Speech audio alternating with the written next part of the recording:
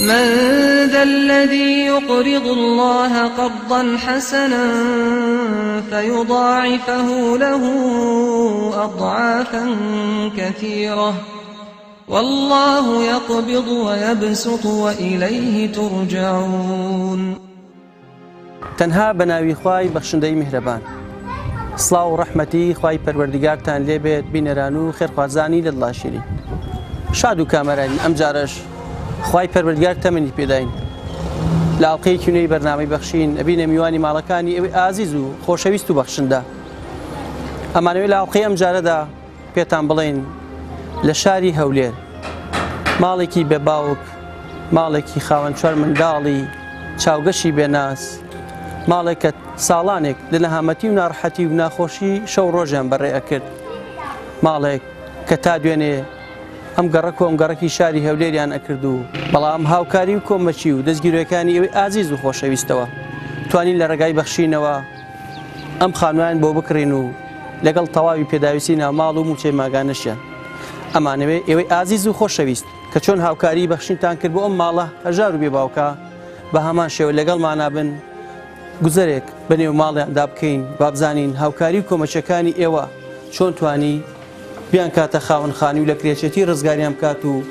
لەگەڵ موچەی مانگانە و لەگەڵ تەواوی پێداویستی ناوماڵ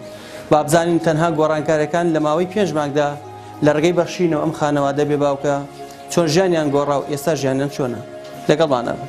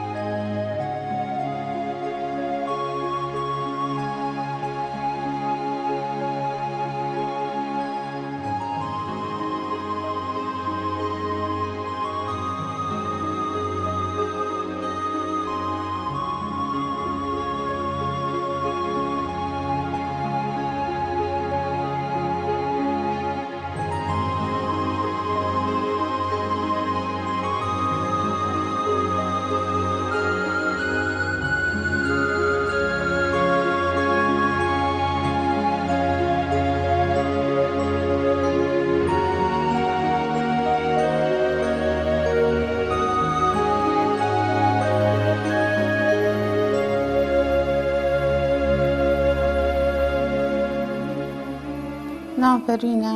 4 منداڵەتیمەیە بێبابن بابیان نەمایە بەڕاستی ژیانمان ناخۆشە ژیانمان نییە منداڵەکان داوای هەموو شتێکم لێ دەکەن نیمە بۆیان بکڕم خوای جاروایە دەست نەمەکتەبێ دەلێندا منداڵی خەڵکی هەمووی جەنتەیان جوانە من نیتمان نیتم وەچی نەمبیتن لە چێلویان بینم ئەو کوڕی گەورەم نییە کاسب کارم نییە ئەوم گەورەیە بەچلویان بکڕم خەڵک ئیشیش دەکاتن پێڕاناگەم کاسب کاریشم نییە و کرێچیشم 4 منداڵی هەتیوم هەیە هەمویان گچکەنە 2 شیرە خۆرەیە 17 بەچ پێڕاناگەم سەرتا بەنای خوای گەورەم بەخشندە بەڕاستی یەکەم جار ژیانمان زۆر ناخۆش بوو لە دەردەسەریدا بووین لە کرێچیدا بووین نەبوون بووین کەس نەبوو هاوکاریمان بکاتن کەسێک نەبوو یارمەتیمان بداتن بەڵام ئێستا سوپاس بۆ خوا خانومان هەیە ماڵێکی خۆشمان هەیە هەموو شتێکمان دابین بۆ لە خوای بەزیادی خەممان نەمایە هەموو شتێکمان هەیە لە خوای بەزیاد بیتن ژیانمان خۆشتر بووە مەعاشمان هەیە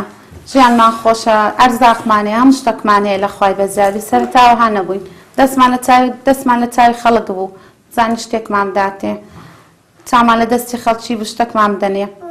بەس ئێستانە لە خوای بەزیادی خەم کرێخانیمان نەمایە ژیانمان خۆش بووە وەڵاو کاتە زۆر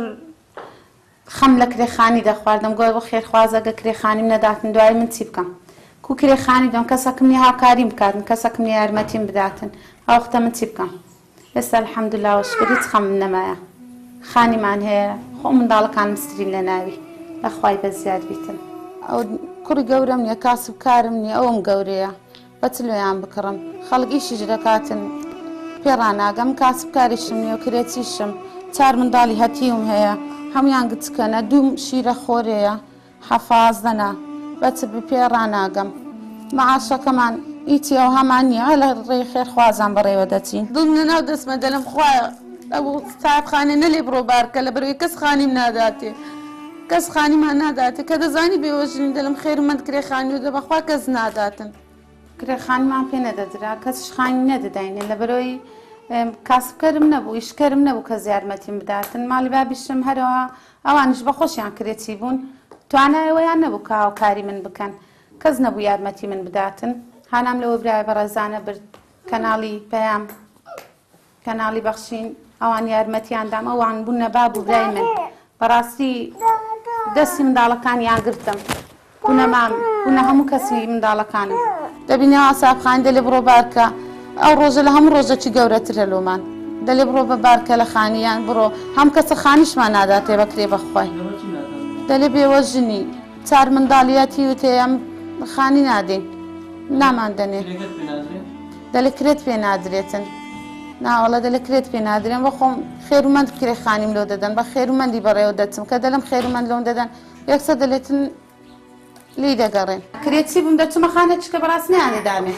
کە دەیانزانی بێوەژن و چار منداڵم هەیە و کاسبکەرم نییە ئیشکەرم نییە نەیان دەدا کەس نەیدەدا دەیان بۆ دییان دەفرۆشین یان بەکرێ دەدەین ئەوە بەکرێماندایە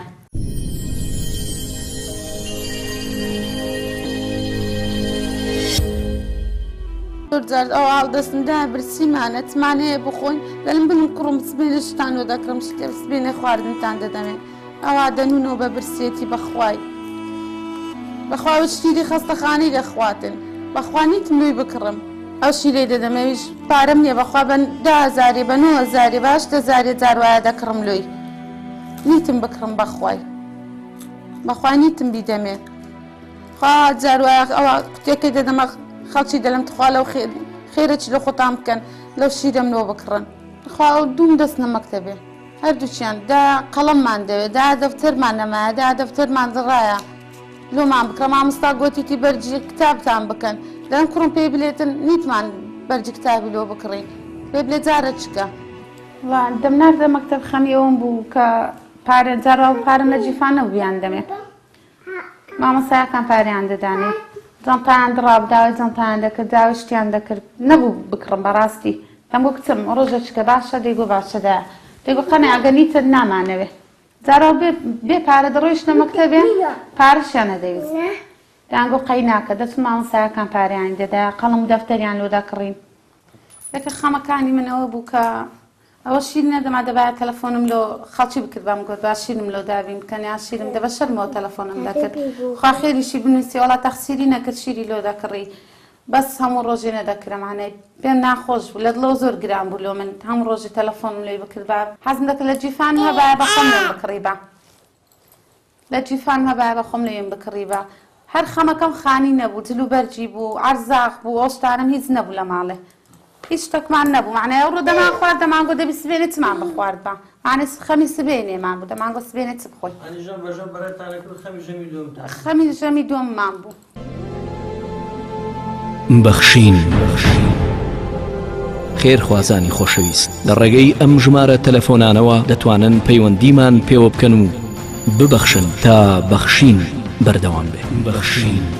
0770 961 11 0770 961 35 0750 723 25 55 چامان لە دەرکەیە بەخوا جاروایەوە هادا دەنیشین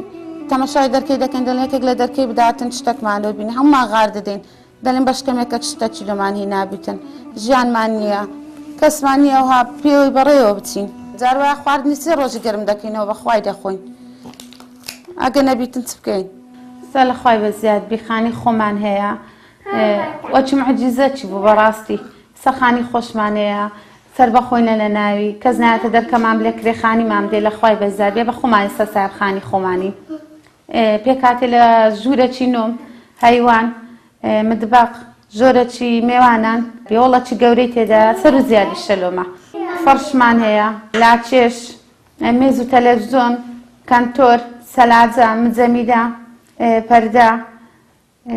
بەڕادی ئاوێ سبلیت ئەو شتانەمان هەمووی هەیە بەڕاستی جاران بەس خەونمان بەو شتانەوە دەبینی تەماشا شتەکانمان دەکرد بەس خەممان پێ شتێک لەوانە نەبوو پێشتر ناوەڵی شتێک لەوانە نەبوو ناوەڵات ئەشان لەسەر سندوقی دادەنا سندوقی تەماتەی لەسرم دادەنا بەزێستا لە خوای بەزاری فەرشم دانابوو بەخوای پینەی لێدرابوو ڕزی بوو پینەم لێدا بوو تێپم لێدا بوو بەزێستا لە خوای بەزار بیتن فەرشەکی جوانمانەیە ناو ماڵەکی خۆشمانەیە الحەمدوللا وەشکور بەڕاستی سپاسگوزاری کەناڵی بەخشین دەکەم ئەوان دەستی هاوکاریان زۆر لۆمە درێژ کرد بوونە هەموو کەس لۆ منداڵەکانی من بوونە برای بوونە هەموو کەسیان دەستیان گرتین ئێمەیان ڕەت نەکردەوە لە خەمەکانیان کەم کردینەوە بەڕاستی بێوەی بیرکەنەوە هەر کەسێک لە کەناڵی بەخشین کەناڵی پێیان باوێتن بێ هیچ بیرکردنەوەکە با بەخشن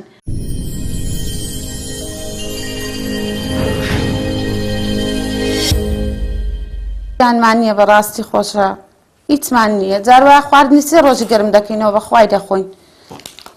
ئەگە نەبیتن چ بکەین بەخوا دستانی کومان بەڕێ کردی هەمووی بە دەردەسەریمان بەڕێ کردیە بەخوا سۆبەمان کوشاندیتەوە گوتیمان با نەفتمان بەش بکاتن دوای ئەو منداڵانەمان سەرمای دەبیتن سۆبەمان کەس کردێشەوان هاندیان دەکوژێنینەوە کەسکەسی دەکەن بە ڕۆژ دەڵێن بەرەوەڵە هەمووی ئەو دستانە درۆیشت و هات هەمووی نەخۆش بوون ئەرە بەخوا هەمووی نەخۆش بوون نەساژەوەش نەخۆشە کۆخەی لێیە خوانیتمان ببێنێت خەستەخانە و دکتۆر و سەیدە لێ پێ بکەم بەخوا ئێستا هیچ خەممان نییە لەخوای بەزیادی ناوەڵی هیچ خەممان نییە ئێستا لە خۆمان نان هەیە خواردن هەیە هەموو شتێکمان هەیە هیچمان کەم نییە جل و بەرجیان هەیە منداڵەکان لە جیاتی جانتایەکی جانتایان هەیە زیچی مەکتەبیان هەیە هەموو شتێکیان هەیە لەخوای بەزیاد بیتن ئێستا هیچ خەممان نییە الحەمدوللا وەشکر بەخوا جارەوە سۆبەمان دستانان بێ سۆڵە دادەنیشتین سۆبەمان نەبوو بەس ئێستا لە ئێستاوە خەمی دستانمان نییە نەفتمان هەیە هەموو شتێکمان هەیە خەمی دستانمان نییە ئەگە بێتیش هیچ خەممان نییە بەخوا هەموو شتێکیان لۆ کردین لەخوای بەزیاد بخەون بە کەوەنتەرێکی ئەوها دەبینەوە کەوەنتەریشم هەیە لەخوای بەزیاد بیتن هەموو شتێکم هەیە پێویست بە هیچ هەر شتێکم داوا کردی بیتن ئەوان لێیان کردم بە زیادەوەش لێیان کردم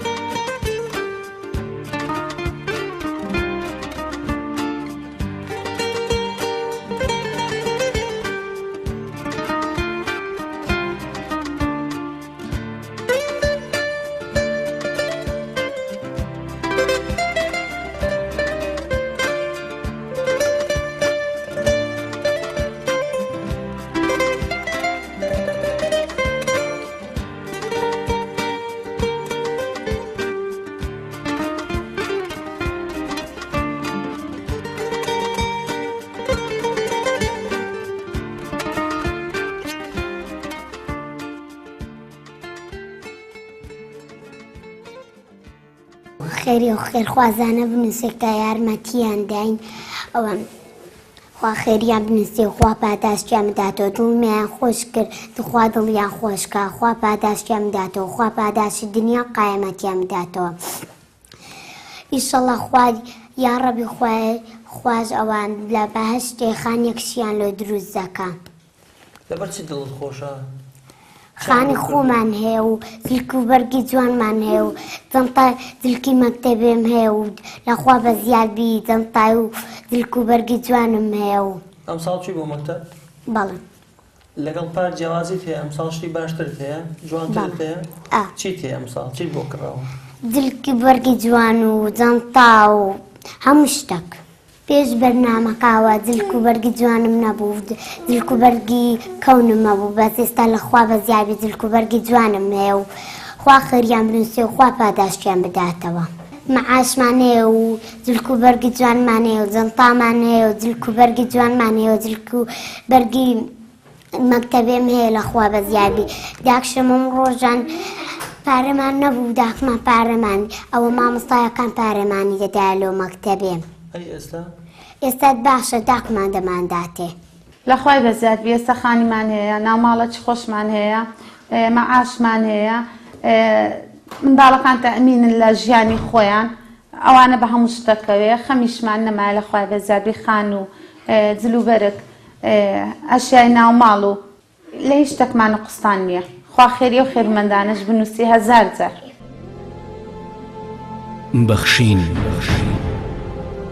خێرخوازانی خۆشەویست لە ڕێگەی ئەم ژمارە تەلەفۆنانەوە دەتوانن پەیوەندیمان پێوە بکەن و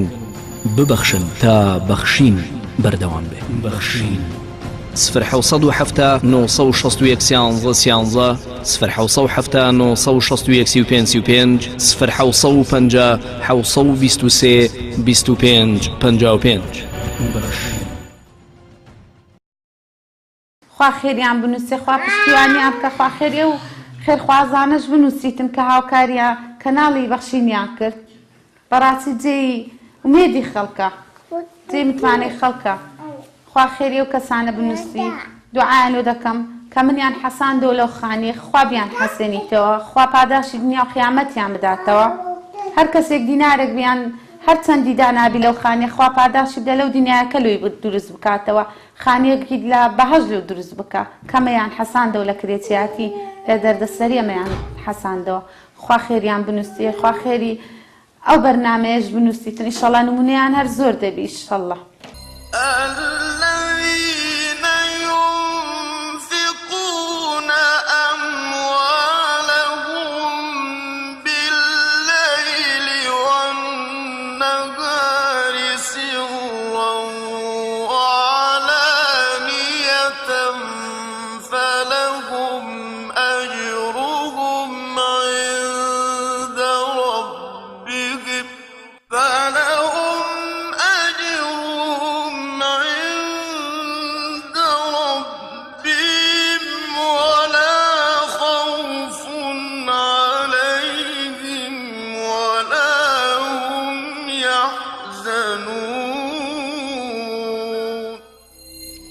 ئەوانەی کە ماڵ و دارایی خۆیانە بەخشن بە شەو و بە ڕۆژ بە پەنهانی و بە ئاشکرا،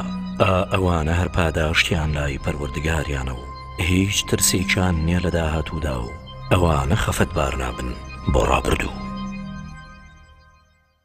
بەناوی خی گەورە و میهرەبان، ئێمە وەکو نووسینگەی هەولێری بەرنامەی بەخشین دوای ئەوەی کە هاوڵاتی پەروین نەوزاد کە سەردانی نووسینگەی هەولێری بەرنامەی بەخشینی کرد، باسی ژیان و حاڵی خۆی کرد کە خاوەنی 4 منداڵی بێباوک و لە خانووکرێدا ژیانی بەسەر دەبێت. دیارە یەکێک لە گرفتەکانی بێباوکان و خانەوادەی بێباوکان ئەوەیە کە لە بۆ ئەوەی کە لە سکونێکدا ژیان بەرنەسەر یاخود یا سکونێکیان بۆ نەدەکرایان یان لەلایەن خەڵکانێک کە داوای کری خانویان لێ دەکردن بە خانویان بەکری پێ نەدەدان، بۆیە پەنیان هێنا بۆ بەرنامەی بەخشین و ئێمەش دوای بەداداچوونی دیژنەی بەرنامەی بەخشین و بڕیارمەندە کە بەرنمەیەکی تایبەت بۆ خانەوادەی پەروین نەوزاد بکەین کە خاوەنی 4 منداڵە و ئێمە لەسەر ڕەزامەندی بەڕێزیان 5 مانگ لەمەوبەر لە شاری هەولێر گەڕێک لە گەڕەکانی شاری هەولێر هەڵسەین بە ئەنجامدانی بەرنمەیەکی تایبەت بۆ ئەم خانەوادەیە و سوپاسی خۆی پەروەردگار دەکەین کە بە هانای بەرنامەی بەخشینەوە هاتن وەکو چۆن لە ڕابردوودا لە پرۆژەکانی بەرنامەی بەخشین یاخود لە بەرنمەکانی تری بەرنامەی بەخشین لە دروستکردنی خان و لە هاوکاریکردنی کەماندامان بێباوکان یاخود نەشتەرگەری ئەنجامدانی نەشتەرگەری بۆ نەخۆشان دیارە سوپاس بۆ خۆی پەروەردگار لەم خانۆشدا کە زیاتر لە 110 خان و بۆ خەڵکی هەژار و نەداری هەرێمی کوردستان کراوە. ئێمەش ئەمڕۆکە لە شاری هەولێر کە لە مانجی دەداین سپاس بۆ خۆی پەروەردگار و سپاسی خێرخوازان دەکەین کە هاوکارمان بوون بۆی بتوانین ئەم پرۆژەیەش جێبەجێ بکەین و بەکردنی خانوویەکی 125 مەتری لە شاری هەولێر و بۆ دابینکردنی تاوی ناوماڵ و بڕینی موسە بۆ منداڵانی بێباوک. لە نووسینگەی هەولێرەوە پێمان خۆش و بەڕاستی سوپاسی هەموو خێرخوازان بکەین لە دابینکردنی ئەم خانووە و لە هاوکاریکردنی کڕنی خانووەکە و هەروەها ئەو خێرخوازانەی کە کۆمەڵی کەلوپەلی ناوماڵیان بۆ دابینکردین یاخود بڕینی موچەی منداڵەکان کە خێرخواسە بوو موچەی منداڵەکانی خستاستۆی خۆی ئێمە لێرەوە سوپاسیان دەکەین وەکو چۆن لە ڕابردوودا خێرخوازان بە بەردەوامی بەهانای بەپیل بانگوازەکانی بەرنامەی بەخشینەوە هاتوون بۆ ئەوەی پرۆژەکانی بەرنامەی بەخشین جێخۆی بگرێ بتوانین بەرنامەی بەخشین لە هەموو پرۆژەکانیدا خزمەتێکی باش بە هەموو چین و توێژێکی ئەم هەرێمی کوردستانەدا بکات.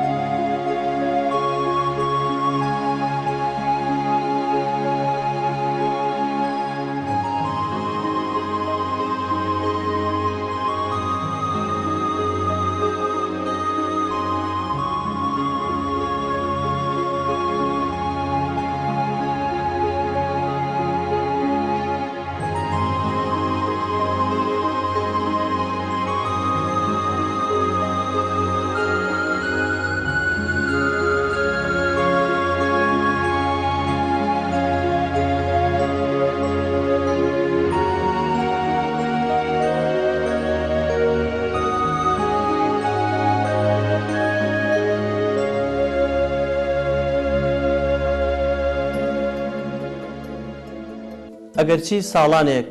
منداڵی بێباوک و هەژار و نەدارەکان لە نەهامەتی و ناڕەحەتی و دڵتەنگی شەوڕۆژ بەڕێەکەن، بەڵام هەر کات لە ڕێگەی بەرنامەی بەخشینەوە دەرکەوتن لە شاشە لەو ساتە وەختەوە ڕۆشنایەک ڕویان تێئەکات و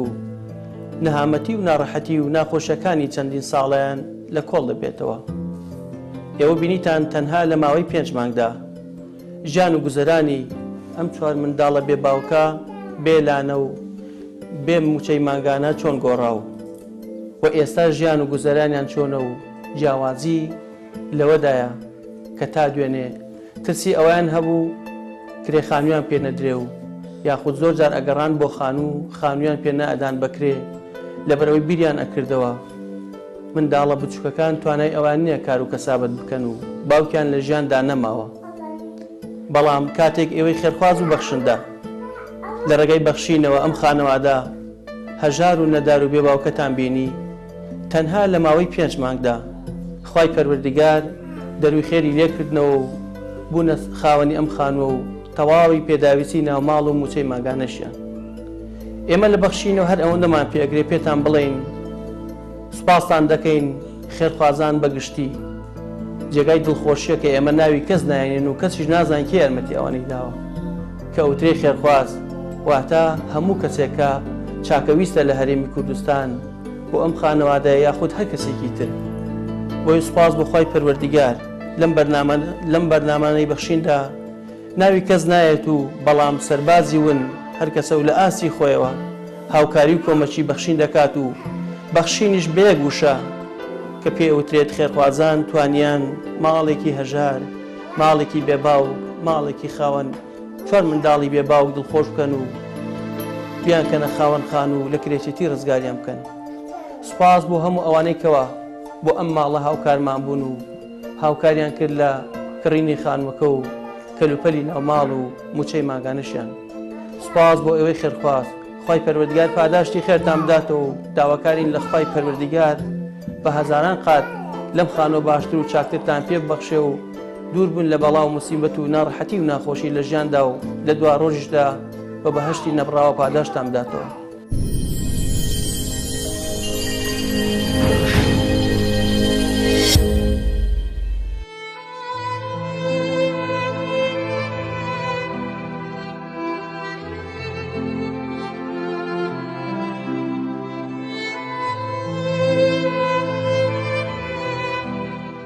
باڵێ پێشەشی بە خێراتنتانەکەم بە خێربن سەرچاوم یاخوا بە خێربن. من ناوم محەممەد کاکل محەممەدا ئیتر لەوەتی ماڵمان هاتووەوە هەر لەم خانۆ قوڕیاژەم خانووی قوڕمان هەیە و ئیتر لە 2013 بڵێن ئەم خانۆمان کرد و ئەو خانۆ هەیکەلا ئیتر بۆم تەواو نەبووە تقریبا نزیکەی 6 ملیۆن دینار قەرزارم لەسەری بۆم تەواو نەبوو ئیتر بەهۆی نەبوونی و کەم و کوڕی و ئیتر خۆشم بڵێن ئەوها بریندارم و 8 پارچە ئاسن لە قەلما ماوە لە شەڕا بریندارم و ئیتر هیچ چارەسەرێکم بۆ نەکراوە پارچەکانیش دەرناکرێت ئیتر خۆشم هیچ ئیمکاناتێکم نییە ئیتر ماڵی خێرخوازان و ئەوانە ئاوا قلەقلە بڵێن هاوکاریم ئەکەن ئیتر چاوم لە دەستی خێرخوازانە کە ئەو خانووە تەواو بێ ئینشاءڵڵا و ئیتر کەم و لەکوێ دانشی کاک محەممەد و خانۆکەتیش لەکوێ؟ خانۆکەم بەڵێ لە گوندی گۆپتەپەیە ئارەوە لە گوندی گۆپتەپەیە. ئێستا زۆری ماوە تەواو بێ خانۆکە؟ بەڵێ ئارەوەڵا بەس پەنجەرەکانی کراوە لەگەڵ ئاوڕێ بەس ئەو دوو شتێک کراوە ئارەوەڵە. کاک محەممەد ئێمە لە بەرنامی بەخشینی کەناڵی ئاسمانی پەیام بڕی 1600 دلارمان بۆ هێناوی بە هیوایەوەی ئینشاڵڵا بتوانی کەمێک لە ئازارەکانی ژیانی پێبەڕێخی و خشتێکی پێ بخەیتە سەر خشتێک. تۆ چیت هەیە بۆ خێرخوازان کە ئێمە ئەو پارەیە هی خێرخوازانە لە ئێمە کۆ بێتەوە بە ئەمانەت وێگەینە دەستیەوەی بەڕێز. دوعای خێران بووەکەم خوای گەورە خێر و ئەزر و پاداشتان بداتەوانە ماڵی هەموو لایەک ئاوا بێ ماڵی ئێوەش ئاوا بێ بەڕاستی ماڵی کاک مامۆستا مەلاشوانیش ئاوا بێ بەڕاستی ئەوژ ئەرکو هینێکی زۆری شێشاوە دەست و چاوی خۆش بێ ماڵی ئێوەش ئاوا بێ ماڵی هەموو لایەک ئاوا بێ ماڵی هەموو خێرخوازان ئاوا بێ دەستیان ماچەکەم دەستچاویان خۆش بێ. داوا لە خێرخوازان و دەوڵەمەندانی کوردستانەکەم کە لەتوانە هەبێ هاوکاریەکەم بکەن بۆی کە ئەو خانوە تەواو بێ ینی هێشتا ئەوە زۆری ماوە.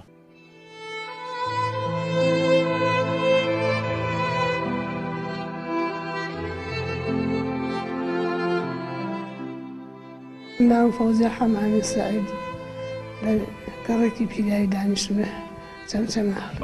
کێشەکەی تۆ چیە یعنی نەخۆشیەکەت چیە؟ وەڵی من نەخۆشیەکەم ئەم گوشتی لەم وێستیا و ئەویشیان لەسەر 11 ئیشەکە. وەستاوە گوچلێکە سستە؟ ئەرە وەڵا گوشتێکم تەواو وێستا ئەویشیان سستە. ئەوەی کە وەستاوە ئەتەوێ بڵێن عملیاتی بکەیت؟ بەڵێ. ئەرە وەڵا پارەکەیشی زۆرە بەخوا دەور 33 ملیۆنی تێچی. ئێتر داوای لە خوارخوازان و لە خێرخوازانەکەم لە ڕای خوا خێرێگەیە و دەستی جێژیمە بۆ بکات لە ئەم بەرنامە و داوای لە خێرخوازانەکەم و لە مسلمانانەکەم و خوای گەورە یارمەتی ئەوانیش بدا و منیش بدا و خێرتانەگەی و لە ڕێی خوا یارمەتی بدەن بەخوا خێرتانەگەی و پارەیەکی زۆرم پێویستە و ئینەکەم لە ڕێی ئەم بەرنامە ئێوە خێرخوازان یارمەتی بدا و لە ڕێی خوا و خێریانەگەیە و ئیتر چی بکەم. خۆت لە ئێستا هیچ موچەیەکت نییە دانا؟ بەخوا لۆژنانەیەکم هەیە 2 ساڵە بڕیاوە. ئیتر موچەم هیچ تەبای خوا منێ نەبەخوا. ئەرە وەڵا. دادایما لە بەرنامەی بەخشینی کەناڵی ئاسمانی پەیام لە ئێستا بڕی 2 ملیۆن دینارمان بۆ هێناوی بۆ هیوای ئینشاڵڵا کەمێک لە ئازارەکانت کەم کاتەوە. ئیتر لێرەوە ئەتوانی دوعای خێر بۆ ئەو کەسانە بکەی کە هاوکاری ئەمەیان کردومەش ئامانەت ئۆگانمانە بەدەستیەوە. بە قوربانم دەستان خۆشە یاڕەبی خوای گەورە بێمزڕەت و بێویتان بکە خوای گەورە هەر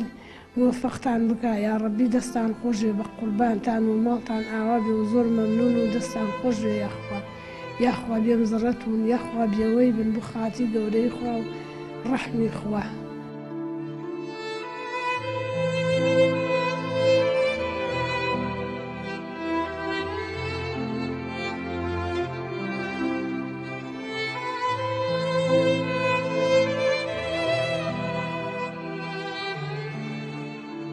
نادية محمد توفيق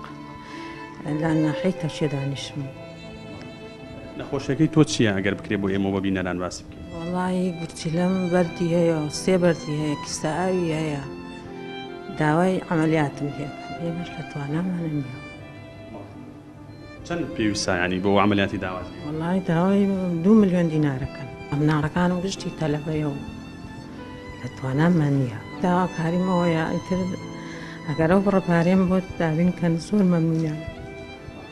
ئێمە لە بەرنامەی بەخشینی کەناڵی ئاسمانی پەیام بڕی 1200 دلارمان بۆ هێناوی دوعای خێر بۆ ئەو کەسانە بکەن کە هاوکاری بەرنامەکە ئەکەن ئێمەش بە ئەمانەت وێگەنین بەدەستیەوە. یاڕەبی خوای گەورە دەست بە باری ئێوە شوانە شووە بگرێەوە خوای گەورە پاداشتیان بداتەوە بۆ خاتر قورعان خوایە. ئیتر منیان لەم زەحمەتە ڕزگار کردووە زۆر کێشە بوو لە دڵما.